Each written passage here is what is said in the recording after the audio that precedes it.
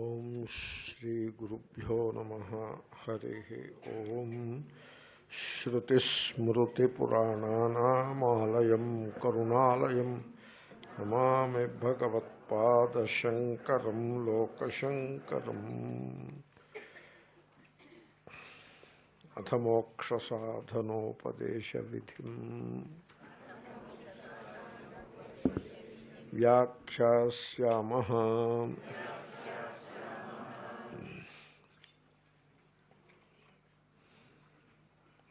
ముముక్షూణాం శ్రద్ధధానానాం అర్థినామర్థాయ. అర్థాయ ప్రయోజనాయ. So మోక్షసాధన ఉపదేశ విధిం వ్యాఖ్యాస్యామః. We will comment upon or describe the way of instructing the means of self-realization, means of liberation. Self-realization is the liberation. You see, the message that is contained in all this, in all these expressions, you should try to get that message. The message is there is suffering in life. That is a fact. There is suffering in life, that is a fact. But what is the origin of the suffering? There is the problem. More often than not, we try to escape from the suffering, and also we are unable to correctly appreciate or correctly understand the source of suffering. Always it is like that. And you see, Swami Chinmayananda Maharaj used to tell a story. One guy, he was having a stomach disturbance, some gastric disturbance. And all kinds of gastroenterologists were consulted, and they gave all kinds of available medicines. Nothing happened. And then Ayurveda, nothing happened. Allopathy, homeopathy, so like that some pathis are there. And he tried all of them. Nothing happened. So he has resigned to his fate. I am bound to suffer. This is my fate. This is my prarabdha. Then suddenly one day, he in a group meeting where he went to meet some friends and have lunch, etc., he was sitting by the side of a gentleman. He said, "Do you have some serious health issue?" He asked. "Yes." "You come to my clinic." "What clinic it is?" "It's a dental clinic." Then he said,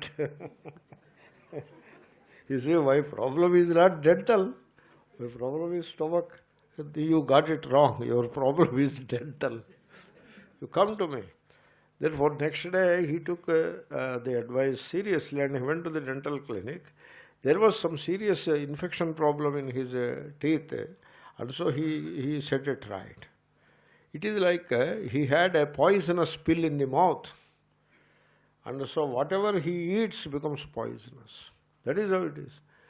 And therefore the doctor, the dentist treated the teeth, and then all his gastric problems are resolved. He need not go to any gastroenterologist anymore.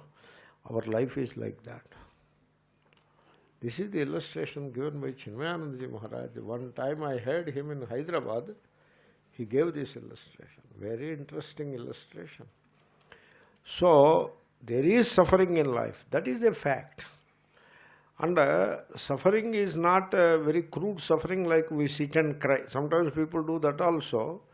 It is not that crude. Suffering is very subtle.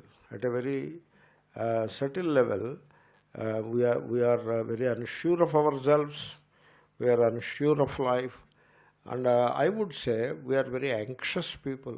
The anxiety, that is a serious problem. And then the anxiety, when it increases, it becomes a psychiatric issue. And then general anxiety disorder, this and that. That is a different thing. And that requires the treatment by a physician and a psychiatrist and all that. But assuming that the things are not that bad, even in normal situation, we are anxious people. And then we are afraid. So much fear in our lives. We are afraid of life and we are afraid of death. You see, that is the most unfortunate. We are afraid of living itself. And that's why there are so many insurance companies. So many insurance companies. I have seen a commercial in CNN. In US, I was watching CNN, a commercial comes. So he's an executive. He comes to the office. Even as he is approaching his office, his secretary meets him near the lift. He walks out of the lift, his secretary, a lady with a notepad and all that, waiting for him. And so, at the lift itself, so he starts asking, that person came, this message came or not, like that. And he is walking tuck, tuck, tuck, like that, a suit and boot kind of a person, you know. And also very high, very sophisticated dress and all that. And so, she is replying to him. She is also walking behind him very fast. He is walking very fast and she is running virtually behind him, taking notes and giving replies and all that. And he comes and enters. The moment half a dozen people get up because he is the boss. And then he enters into his cabin, which is very sophisticated. Many phones and other gadgets. And suddenly a phone rings. And he picks it up, and while talking on the phone, the secretary is already waiting for something like that. Then from behind a voice comes, "Are you tired of living?"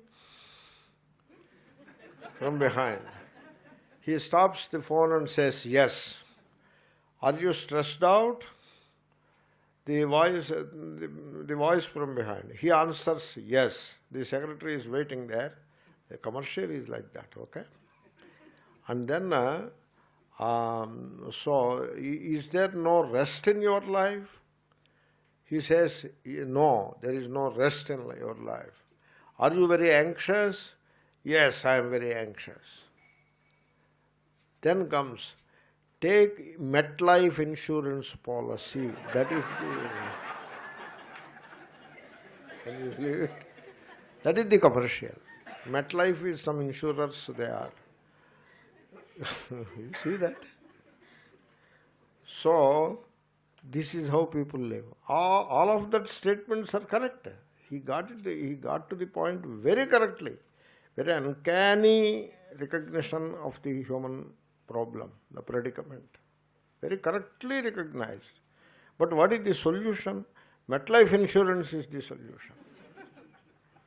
So, there are so many insurance companies in the world only because we are afraid. We are very... And then people find it very difficult to sit quietly for a while because there is so much restlessness in their life.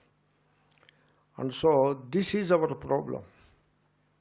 So, and all the illnesses of the physical body have their origin in a restless, anxious, frightened mind.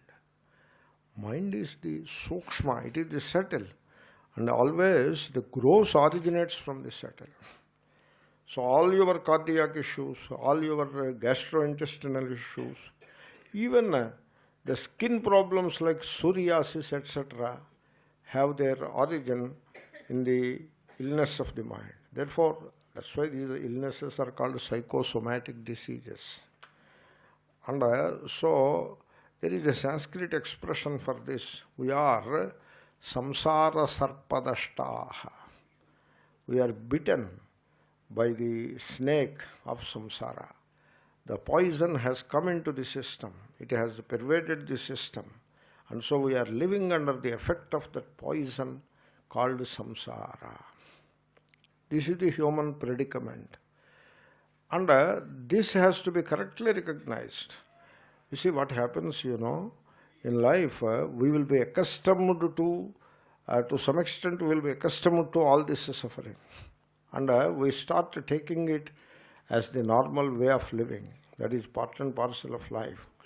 So it becomes, the abnormal appears normal because it is so much with us, so long with us, the abnormal appears normal. And then we will be kind of habituated in a very peculiar way to the suffering of life. And this is how it happens. And the elders, they are so badly habituated to the suffering that they take it as normal and they push their words into it. The father wants his son to get into a very similar life. He lives a life like a machine, and he wants his son also live the same way. So this is the human predicament. And in Sanskrit we have a name for it. It is called samsara, samsara dukkham, samsara bandha. And you don't find any way out. There is no way out. That's why samsaram sagaram dukkham. So samsara means worldly life is painful. It is so much suffering, and there is no way out. There is no way of crossing this ocean of samsara. That's why it is always compared with samsara. So we all live in that. We are very much it is known to us, and we experience it day after day. But we don't find a way out. We don't have a way out because we are always looking at the wrong place. Always. In fact, they try to solve our problems for us, and so many people claim we have the solution for your problems. Like some of these finance people tell you, you come to us, we will tell you how to invest very judiciously, very wisely, thereby you will make a lot of money, that will save you. Like that they will offer that. And the bhoga people are there. You come to our resort and stay here for a week, and we will provide all comforts and pleasures, and so you will become happy in life. These cruise advertisement people, they say they offer the worldly pleasures as a solution to the fundamental predicament of the human existence. The pleasures, kama. And when the pleasures are not so easy to get here, the religion offers something called heaven, where all these pleasures are plentiful and readily available, and you can enjoy them in an unbridled way. You can enjoy all those pleasures. This is how religion, it dangles the toffee of heaven before the believers. So, and then we have so many shastras. In India they call them shastra. Everything is a shastra. This shastra, that shastra, that shastra, like that. They are all a bundle of beliefs, and even a belief could be meaningful in a given situation. They are not even meaningful beliefs, they are worthless beliefs. And those beliefs, they acquire the shape of a shastra just because some of the verses are written in Sanskrit. In India it goes like that. Whatever you write in Sanskrit becomes a shastra. So if you say in Telugu, it has no sanction of shastra. But if you say it in Sanskrit, it becomes a shastra, like that. And whether the Sanskrit is valid, is it in a good shape, nobody knows it, because nobody knows Sanskrit around.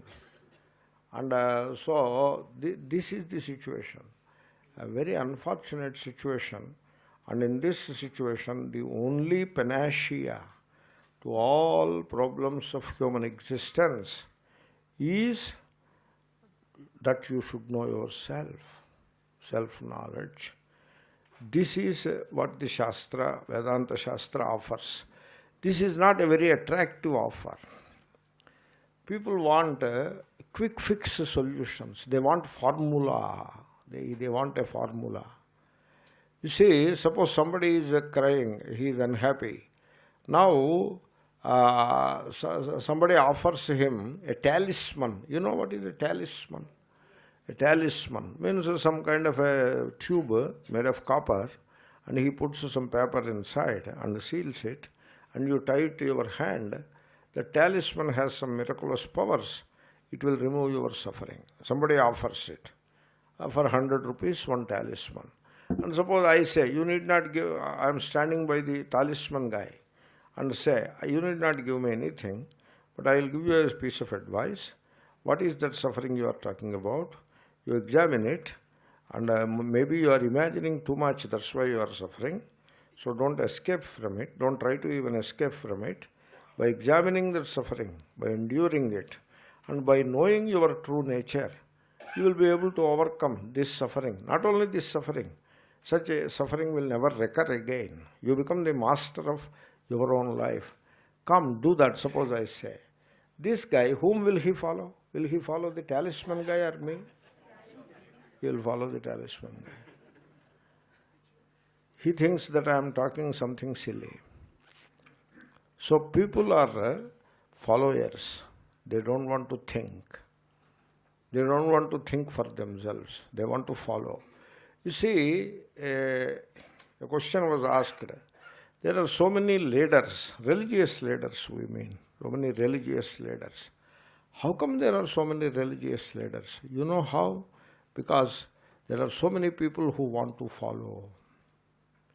When a few people who want to follow come together, a leader emerges out of that group. And he leads the flock. It becomes a flock. And then you put a shape to it. It is called Tantra. Tantra means not the Upasana Tantra. It is called Tantra. You give a shape to it.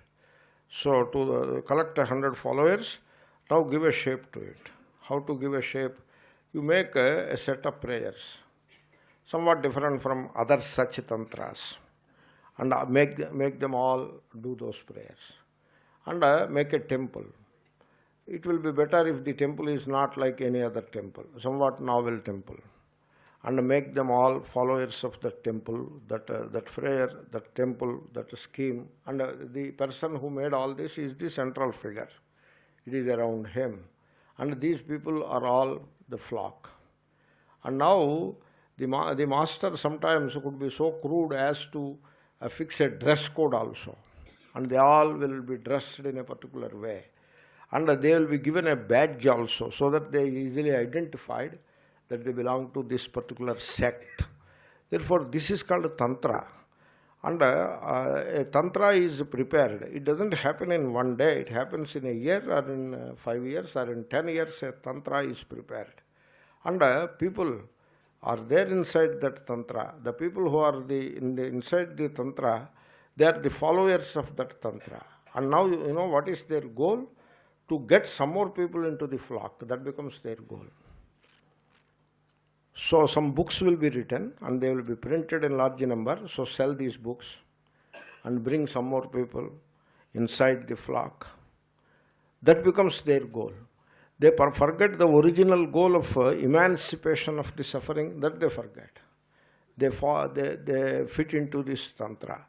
In fact, in belonging to a system like that, to a group, to a Tantra, in belonging, there is some security. People are always looking for security. They are very anxious and frightened. And when you belong to a group, the group is well established. It must be financially very strong. Then only you get better following. And it has some very good real estate. And then good finance backing. And some well-known figures in the society are following that. Some big guys are followers. And then there is a central figure and a set of prayers and then a temple. All the temple or temple-like structure, where you can exhibit your faith. So like that, you put all that in place. Now give a name to it, a particular name. So many names are around. Yoga could be one common name, and everything ends with the word yoga. And before yoga, you put a variety: Sahaja Yoga, Kriya Yoga, Karma Yoga, Jnana Yoga, Bhakti Yoga, Deksha Yoga, Tapo Yoga. So many yogas you can figure out. A name which was not there earlier, pick up one such name in a very clever name and put it to that, and make it popular. And people want to follow such thing. They don't want to think for themselves. There is a thing called self-reliance. So you don't want to solve the problem of your suffering. You want somebody else to solve the problem of your suffering. This is how the society goes on, the people go on. This is the problem. And if you are willing to discover the truth for yourself. Shraddadhananam. If you want to discover Shraditi Satyanama, Shraddha is not belief. Shraddha is certainly not belief. Shraddha is you study, take the cue from a preceptor if you wish. If you need it. You need somebody to guide. No problem. You take the cue from the guide, from the teacher, whatever name, guru you can say, and then following that method shown by the guru and applying your mind to it, examining it, investigating it, inquiring into it, you find the truth and you are willing to you will tread that path. You are willing. You are very enthusiastic about the pursuit. This is called pursuit. Such a person who is very enthusiastic to find the truth, he is called Shraddadhanaha. See, Shraddha, that quality is called Shraddha. The one who has a Shraddha is called Shraddadhanaha. You see, in Sanskrit, those of you who know Sanskrit well, you have to pay attention to the pronunciations associated there. If it is word Shraddha, it is Mahaprana Varna. But if it is Shraddadhana, the first one is not Mahaprana, the second one is Mahaprana. So you have to pay attention to those things. And therefore, if you are willing to take the issues of life into your hands, if you are willing to examine the life, so if you are willing to inquire into the life and the suffering that is there in life, without escaping from it, without looking for some quick fix solutions, without looking for the security of following a tantra, the tantra provides a security, a psychological security. It's a false security, but still it is a security, and people seek that security. Therefore, you want to join a group because people want to belong. That psychology is like that. They are psychologically dependent by very nature. Therefore, they want to belong. They don't want to stand on their own. So they want to belong. Belong to what? Some strong, well-established, well-entrenched, financially strong system. You want to belong there. Because it gives you, then put on a dress, a code, and then some tilakam and all that. That represents the particular sect. And a badge also if necessary. You put all that and I feel very great. And that gives you a security. And you need that security. You are in need of such false security, proves the utter thoughtlessness of your mind. You are utterly thoughtless. You don't know how to think. That's why you are seeking such a security. You are most unself-reliant. You don't want to rely upon your own strength to understand the truth of life. Then you want to follow such a groups. So this is the psychology. I have tried to explain the psychology of the human existence. Therefore, in contrast to what all I have said, if you are willing to stand on your feet and pursue the path of truth, so for the sake of such students, this Shastra is being presented. That is the first Vakya. Enough of it. Then we will move to the second Vakya. Tyakta putra vitta lokaishanaya pratipanna paramahamsa parivrajyaya shamadamadi yuktaya shastra prasiddha sishya guna sampannaya शुचये ब्राह्मणाय विधिवदुपसन्नाय शिष्याय जाति कर्म वृत्त विद्याभिजनैः परीक्षिताय ब्रूयात् पुनः पुनः यावद्ग्रहणं दृढ़ी भवति. So when a student approaches the teacher should teach, bruyat, a vidhi, Interestingly, they have a vidhi. So, anuktaha prarthitaha kasya kasmaichit na bruyat. Like that, there is some vidhi. Shri Krishna says it in some place. So, suppose somebody is not asking for your advice, unsolicited, you should not give any advice, you should not try to teach. Suppose you are walking and 2-3 people are around you. You cannot say, you should not say, now that you are here, you don't have anything worthwhile to do as of now, you are free, therefore sit, I will teach you some Vedanta. You should not do that. You see, there is a pressure to teach. If you have that pressure to teach, you are not a good teacher, because that pressure will mislead you. People have this pressure to teach. They have to teach. And sometimes when you examine what is it that they have learned, so anxious to teach they are, but how much they have learned, if you examine, you will be disappointed that they have not learned much. So, and interestingly, they are not in a mood to learn anymore. You come across such people, they are not in a learning mode. You can recognize a learning mode. A person who is learning, he is learning always. You see, I will tell you a few things about learning as and when I get an opportunity. So, a person who is learning, he is learning always, not at specific times. Not that I have finished my graduation, BA or MA, and then joined Vedanta and learned for 4 years, and now I need not learn any Vedanta. What all Vedanta I have to learn I have already learned. That kind of an attitude, that is not a learning person. He is grossly mistaken, he or she. That is not a learning person. Because a learning person is learning always. Whole life you learn. That is one thing about learning. Secondly, a learning person, learning from every situation, from everything and from everybody. Like, suppose you watch the river Ganga, there is something to learn from it. Suppose you watch a dry leaf falling from the tree, there is something to learn from it. And you watch a street dog, there is something to learn from it.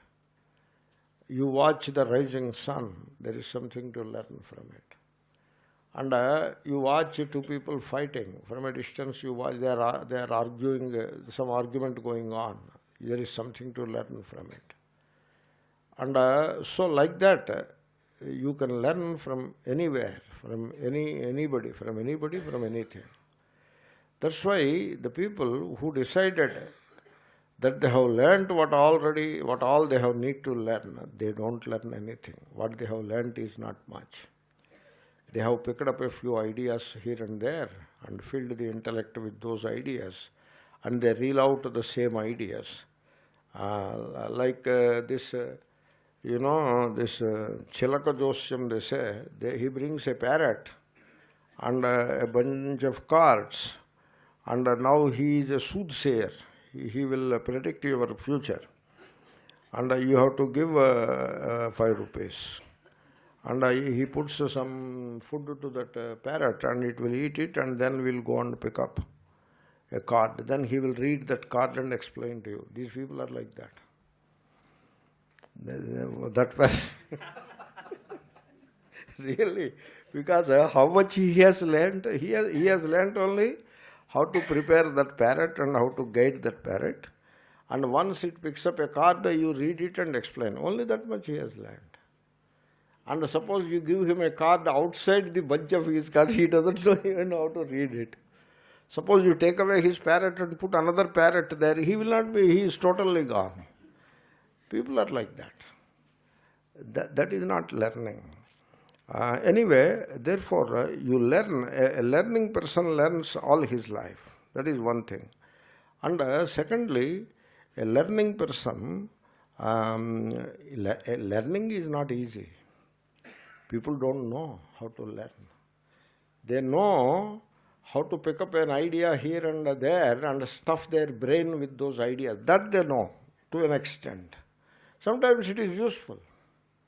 I'm not saying it is useless, but I'm talking about life, Life is not a bunch of ideas picked up from some book or from some person and put in the head. That is not what life is. You know what? Life is new. Every moment it is new. It is a miracle every moment. You never know what will be the next moment. Until that happens, you will never know what happens. Like I am speaking, I don't know what I am going to teach. And when the teaching is over, I wonder, oh my God, this is what I taught. Life is like that. It's a miracle. And a learning person, he is learning all the time. There is a lot of psychology in it. You may think that I am making a big deal about a silly thing. I am not. I really mean it. I really feel I may not have enough expression to say what I feel, but that is a very big thing it is. And therefore a learning person is learning all the time. That is one thing. He is learning from everything and everybody. These people who decided they have learnt what all they need to learn, they are not learning people. They don't know the truth of life. And also these people who decided that they have to learn from one guru only, they don't learn anything in life. That guru, how much could he teach to this guy? That guru may not have any time to look at this guy. You know that? The guru may be so busy that he has no time left to look at you, even to speak with you 2 minutes. With difficulty you get appointment and he is already trying to finish the appointment with you because he has to see some other 100 people. What will he teach and what will you learn? In fact, he is fed up with you, really.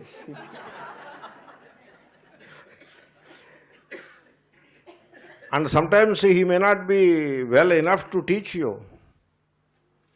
He is not physically well, or he is not mentally in a good position to teach you, or he doesn't even know. Therefore, you fix this man is my guru and I will learn from this guru. That is not a learning person's attitude. You are willing, baladapi subhashitam. You see, once I was in Pennsylvania, back in US, and I was speaking something. In India, we have a particular way of pronouncing everything. And there are a few million people who pronounce exactly the way I pronounce. But that pronunciation is wrong. Okay?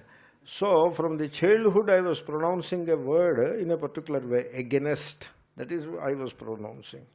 You examine anybody in this country, they will be pronouncing like that only. A professor of English also will pronounce against. I was pronouncing like that. Then a boy, 7-year-old, he told me, Swamiji, it is not against. I became alert. I said, oh, then I was talking with somebody, some elderly guy, I said, you wait. And then come here. So take this toffee, a chocolate. Now tell me, I should not say against? No, I should not say. Then what should I say? Against. Yeah, that is the right thing to say. Because the pronunciation, the spelling is like that. I said, thank you very much. He was my guru. So like this, you learn all your life. From anybody, everybody you learn. That is how you have to learn. Learning a person's attitude is something different. And therefore, so this is Sishyaya Bruyat. To a learning student, to a learning person, the teacher has to teach. Bruyat, he has to teach. That is the rule. So, the teacher should not withhold. As long as the physical conditions permit, you have to teach. Bruyat, that is, the rule is like that. But only when the student asks for it in a proper way. Nowadays, what is the proper way to ask for the teaching? You register. That is the modern way of doing it.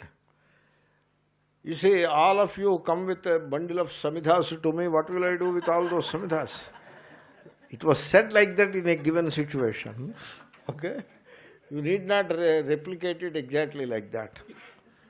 So you see, one person was translating a book, and so every word, every page, every paragraph, every word he is translating. And then he found on 17th page in the middle, one dead mosquito was there. You know, the book, there are mosquitoes. While turning the page, the mosquito was killed and it was sitting there. And therefore, this guy found out a mosquito, killed it and put there in his translation. It need not be like that, you know.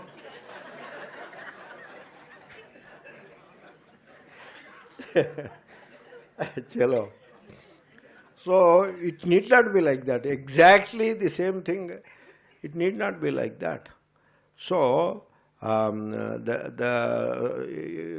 brought samidhas. Therefore, you have to bring some. Not necessary. So some people ask me, Swamiji, we want to attend the course. I say, immediately register.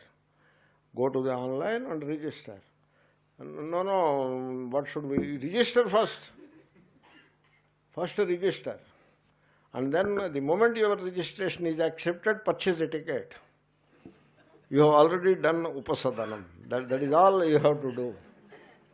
Because that proves your interest in it and your enthusiasm to learn. It is proved by them, by that. Therefore, such a student, one has to teach. Sishyaya bruyat. That is the vakya. And now, what is the nature of Sisha? Sisha should be how? Tyakta putra vitta lokaishanaya. You see, Vedanta, you know, this is Vedanta. This is not like some rituals.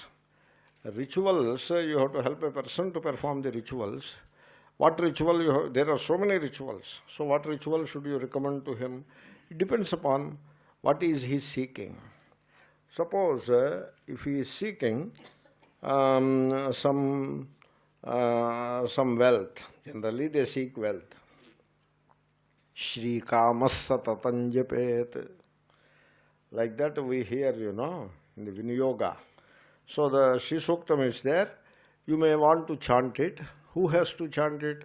Shri Kamaha, the one who wants wealth. He has to chant it. Suppose somebody says wealth is a burden, wealth is a bondage, then why should he chant Shri Suktam? It is not meant for him, you know. So there is Vinyogaha, Shri Sukta Mantra Japa, Vinyogaha, like that there is a Vakya. So those who want wealth and they want to double their wealth or make a lot more wealth, they may want to worship the goddess Lakshmi. That is how the ritual is ordained, and so you give that ritual, you help the person to perform the ritual. So therefore it depends upon what he wants. Now Atma Jnanam. You see, he comes for a talisman and you teach him Atma Jnana, it won't work. So send him to somebody who prepares a talisman and gives. Or he wants to have darshan of the darshan of a murti, of an image. That is what the temples have, images. And so you want to have darshan. And so he meets me, hey, Swamiji, where is this temple? I want to have darshan. Then shall I teach him what is God, what is... I should start teaching him all that? No, I will show him this is the way. You go there.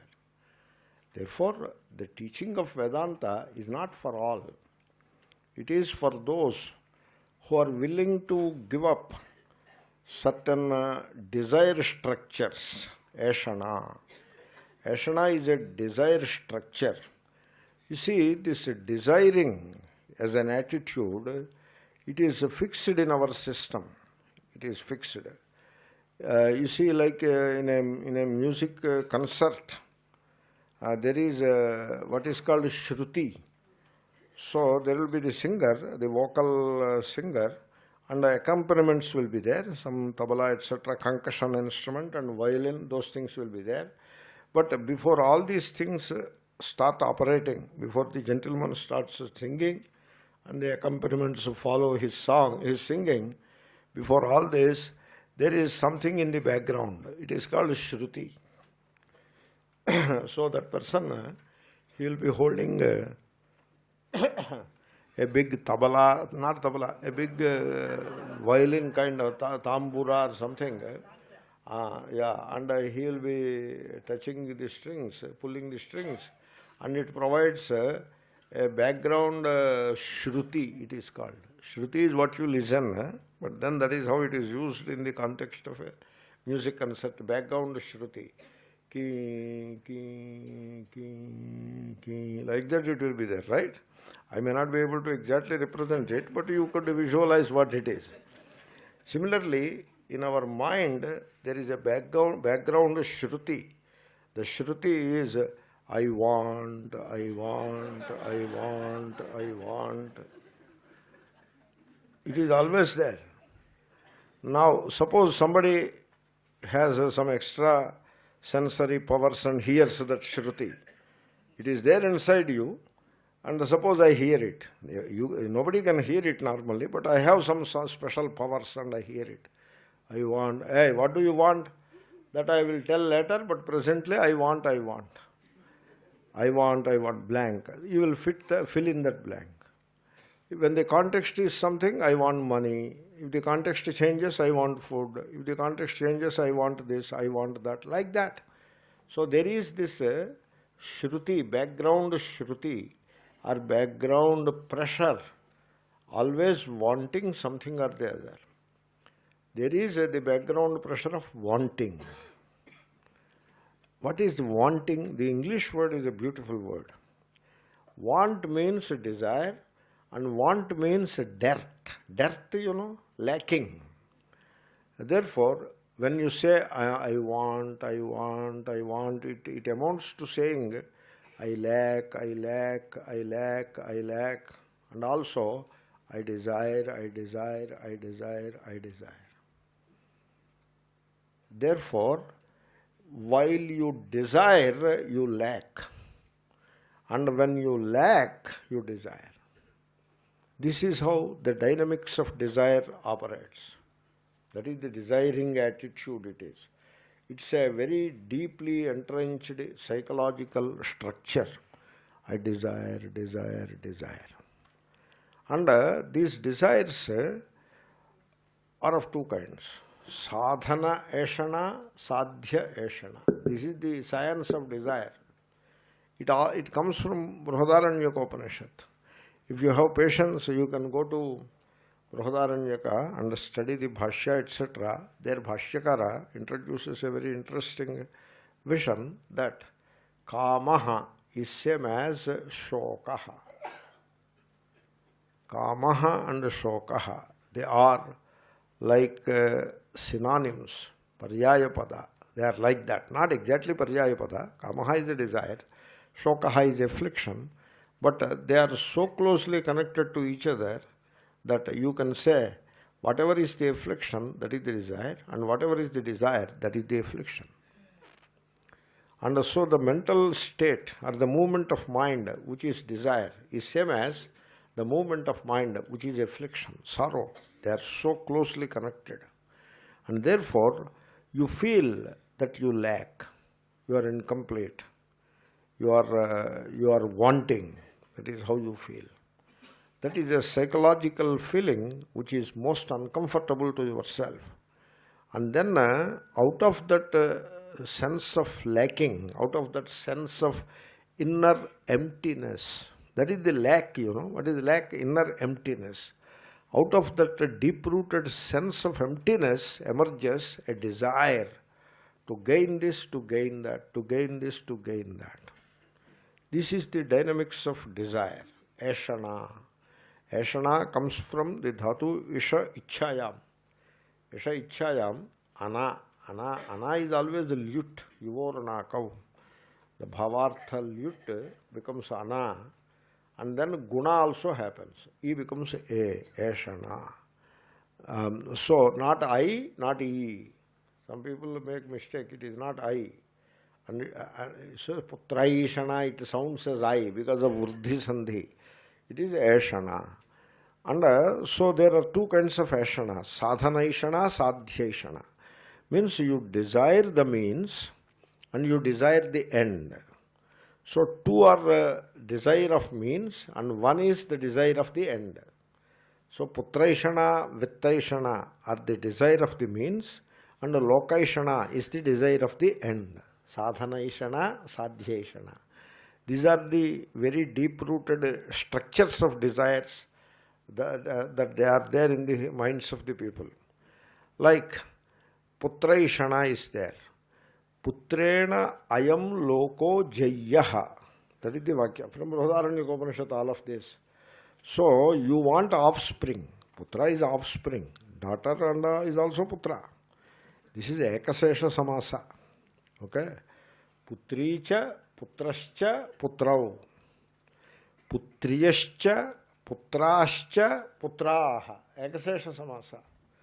So, offspring, children. You want children.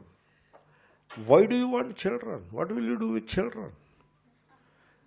So, to conquer or to accomplish or achieve something in this world. Therefore, this world is the desire to accomplish something in this world. That is lokaishana. That is the end ashana, the desire for the end. And you want to accomplish and achieve something in this world through the children. Therefore, now you desire the children. You got it? Therefore, your desire is for accomplishing something in this world. That is the sadhyaishana, the desire of the end. And that translates as the desire for the offspring. Because having given birth to offspring, you have accomplished something in this world. You see, in India, this is how India has become 1.25 billion. Really. This ashana, the lokaishana, ihalokaishana. Lokaishana is two kinds. Ihalokaishana, paralokaishana. So, both are lokaishana only. There is another kind of lokaishana. I will come to that. Therefore, I want to accomplish something in this life. You look at this situation, social situation it is. Suppose he is a brahmachari, 20s, he is in 20s. They keep quiet till 20. And then he is in 20s and educated. Maybe he got a job also, then yet not married. Then the whole society is flabbergasted that this guy is not yet married. What happened? What is going on? Why is he not married yet? He is educated, employed and hale and healthy. He should have got married by now. Oh my God, he is not got married. What happened? The parents, whether they worry or not, the entire village worries about his getting married. And therefore the parents, they feel the pressure. And therefore they have to get him married. And he feels the pressure, so he has to get married. And then having got married, they wait for 6 months. At best they will wait for one year. And they will ask, what happened to your daughter-in-law? Did she become pregnant or not? So the whole village is worried that she is not yet pregnant. 1 year is over, nothing happened. 2 years over, nothing happened. She is not becoming pregnant. Arey, what happened? They want to know, is it that they did not plan, is it they are planning pregnancy and therefore she is not pregnant? Or is there some physical problem? What is the matter now? We have to know it. Because if we don't know it, whatever food we have taken, it may not get digested. We may get a stomach pain and all those problems will be there. One thing or the other, if it is settled, we can go home in a relaxed fashion. This is how the entire village is worried. So, there is so much pressure, something that may be called some peer pressure or whatever you call. There is so much pressure to get married. Having got married, there is pressure to give birth to children, male preferably, priority. And a few female also, we don't mind. So, that is the putraishana. And then the parents, suppose the son goes to America. Then one of the worries of the parent is, suppose I die, what happens? Who will put fire to my body? That is his worry. Now, will they do shraddha or not properly? the pitru, the obsequies are there, the funeral rites. Will they? So this person, he has something to accomplish in this world, like a proud father or whatever name you give to it, and for that he wants offspring. And without all this which I have described, he is a nobody inside. With all this, he will be somebody. Without all this, he is unfit, his life has no meaning. And therefore now he has two desires. Ihalokaishana, putraishana. The desire for the offsprings is the desire for the means desire, and ihalokaishana, that is the end desire. You got it? And a person who is stuck with this desiring structure, the structure of desires, it's a structure. It is not one desire here, one desire there. It is a desire structure, a well-entrenched structure in the mind. A person who is entrenched into this desire structure is unfit for Vedanta. Don't teach him Vedanta. Let him go and do something about it. Send him, suppose he is not getting fertility clinic, he is not getting children, let him send him to a fertility clinic, and there they will do something about it. In earlier days, they were doing a ritual to get children. Like Ramayana, Dasharatha Maharaja. Dasharatha Maharaja, the mindset in which he is not fit for learning Vedanta. There was Vasishtha by his side, but he never taught him Vedanta, because he is unfit for Vedanta. He is in this structure. The story it is, just I am psychoanalyzing a story, generally which I don't do, but in this case I have done. So, this is the desire structure, putraishana. And then vittaishana. Vitta there is punyam. Suppose you take a bath in Ganga. It is very cold, not easy to take bath in Ganga. If you put, now it is all right, but in winter time, if you put your finger into Ganga, the finger goes into samadhi, that's all. The finger will not come back from samadhi for some time. So, but still people take bath in Ganga because they have to acquire punya, merit. They do charities, merit. They visit places of pilgrimage, merit. They do vows, they take vows and practice them, merit. All this merit they are busy acquiring by karma. Vitta is of two kinds. Karma you do and acquire merit. Upasana you do and acquire merit. So, karma merit is inferior merit. Upasana merit is a superior merit. Like you make money in rupees and you make money in dollars. Both are money, but then what you make in dollars is more valuable than what you make in rupees. Similarly, karma merit is inferior, upasana merit is superior. Karma merit is called manusham vittam. Upasana merit is called daivam vittam. And both vitta are there. And this person, that is the means. Manusham vittam is means. The karma merit is the means. For what? For the heaven. Lokaishana. And therefore, lokaishana is the end desire. And karma merit is the means desire. Okay? And I see how the rishis have visualized the human life. I am presenting it in its entirety. Now you may not have opportunity to visit Brahmasura, this Brihadaranyaka Bhashya. Brihadaranyaka, it is a very tough Upanishad, and Bhashya is equally tough. So you may not want to miss out what is said there. Therefore I am telling you. Therefore, you perform the rituals, pilgrimages, etc., and then acquire a lot of merit, so that it will take you to heaven. But then there are a bit superior people. These are religious guys.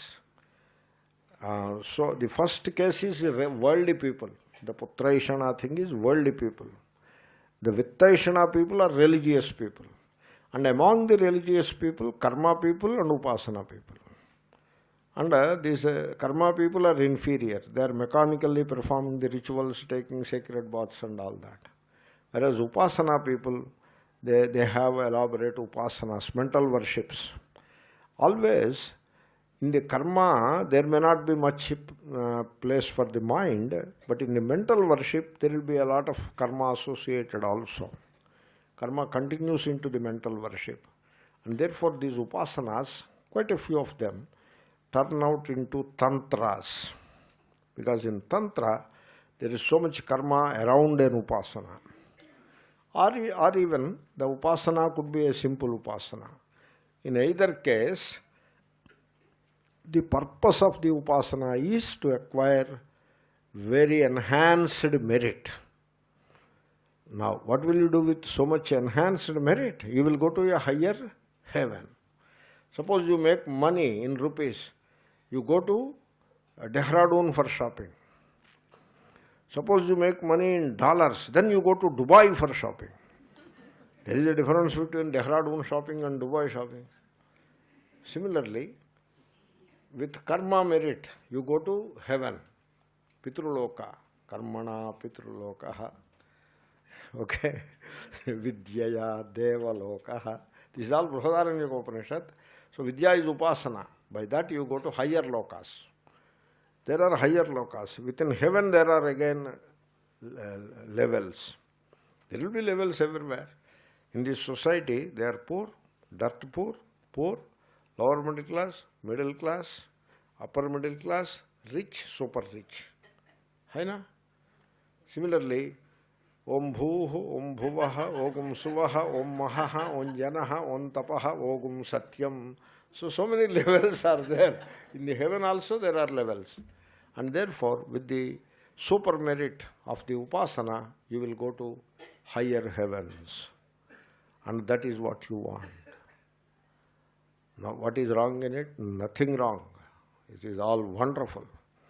That is all a big shastra, not some silly, useless shastras that are going around it. They are not like that. They are very authentic shastras. And but only thing is, when you are attached to them, you are not fit for Vedanta Jnanam. That is the only point. Therefore, now I ask you, you answer me. Do you want to make a lot of money? Are you looking for that? No. Are you looking for some good pleasures, wonderful sense pleasures? Are you in the lookout for that? Like there are some cruise. So you register in one of those cruise and join that cruise for 1 week. There will be, you can eat anything, anywhere, anytime, as much as you wish. And there will be shows and you can enjoy life. You can drink all kinds of sophisticated liquors. And it is like a heaven. Are you looking for some such thing in this world? No. Are you planning to reach heaven after death of the body? The lower heaven, where ancestors will be there.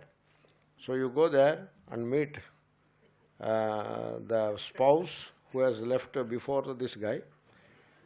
You can meet the spouse there. And then a grandfather you can meet, and great-grandfather also you can meet. All of you can sit together at a table and enjoy some nice. So are you planning for some such heaven trip, a trip to the heaven? The answer is no. Are you planning to reach some higher heaven where there is uninterrupted bliss? So Somasavanam and Aidam Mariyam Saraha, like that. Aidam Mariyam Saraha. There is a lake full of a liquid which is very tasty and also very intoxicating. Now, a lake, can you believe it? So that kind of a very superior heaven, you want to reach there and remain there till the end of the cycle of creation. Are you looking for that? Means in modern theological terms. Modern means after the Vedic period so many theologies came. And in the terms of those theologies, you are planning to visit Vaikuntha or Kailasa or Goloka. Goloka is even more attractive. In Goloka, Lord Shri Krishna will be dancing and you can join in a dance with him. Are you planning for some such thing? No. So can I take that the answer is no to all these questions? then you are a candidate for Vedanta. Otherwise not.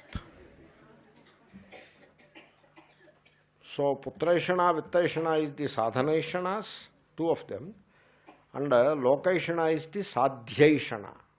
Ihaloka and Paraloka, all are Loka only. These are the desire structures that are there in the human mind. Under these desire structures, one who has abandoned Tyakta Putra Vitta Lokaishanaya. Then if all the desires are abandoned, what will he do now? Pratipanna Paramahamsa Parivrajyaya. Suppose you give up all the desires, you are not interested in getting married, or having married, you don't want to stay in marriage, enough is enough, you want to walk away. Then where will you get your food and other needs?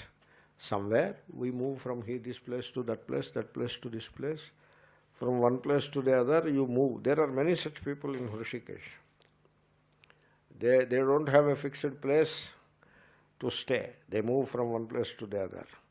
And also, very literally correct, they don't know where from the next square meal comes. They don't know. But it comes. That is the beauty of it. That is the miracle of life. We don't know where from the next square meal comes, but we get it. And when we get it, we enjoy it. And it happens day after day after day. It happens.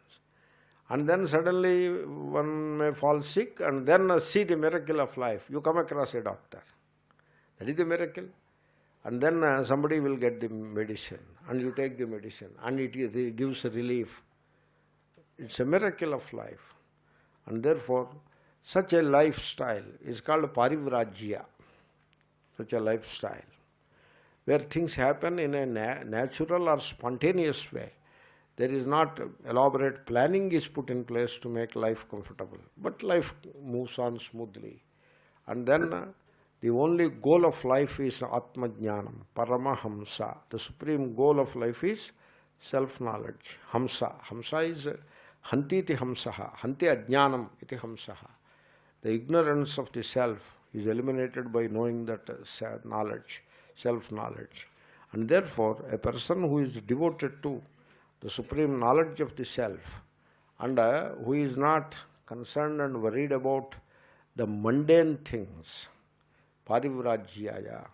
And also parivrajya means one who has come out of this debilitating syndrome called me and mine syndrome. That is the syndrome which makes people suffer to no end. Anybody who is caught in the syndrome of me and mine is destined to suffer to no end. That is how the law of nature works. And therefore, a person who has walked out of or come out of that syndrome of me and mine, this is all the transformation in the inner consciousness. There is nothing physical about it. So such a person is called Paramahamsa. Therefore, the one who has abandoned all the desire structures and one who has abandoned the mundane lifestyle, the lifestyle devoted to mundane things, so worldling he is not, such a person, and a person who is devoted to the knowledge of the self, which will destroy the darkness of ignorance, such a person is eligible for this vision. And when such person or persons approach, they must be taught. That is how Acharya presents it. We will examine this sentence further. Om Purnamada Purnamidam